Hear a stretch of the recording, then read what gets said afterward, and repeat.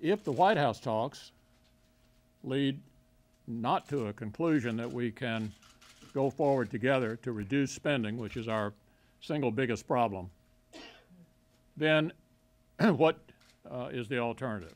And so what I've told my members is that we will have available a sort of backup plan that would operate as follows. I would advocate that we pass legislation giving the President the authority to request of us an increase in the debt ceiling that would take us past the end of his term. That is what he has said. He said he will not sign a debt ceiling that does not take us past the end of his term. In this legislation, if it were to pass, he would make 3 separate requests of us. The first request would be initiated by passing the legislation in the next few weeks. He would send up a request of us to raise the debt ceiling, probably by $700 billion. That would be subject to a resolution of disapproval.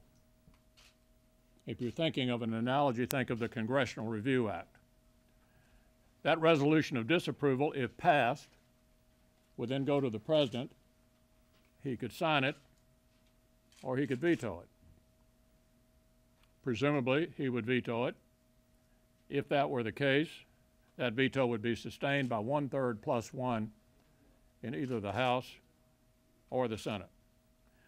The legislation also would require him to list, would not implement these cuts unilaterally, but would require him to list spending cuts he would make in the same amount as the debt ceiling request he's making of us. Then there would be a second request based upon his desire to have enough debt ceiling to get him through the end of his term. There'd be a second request in all likelihood in the fall. It would follow the same procedure. He would ask us to raise the debt ceiling.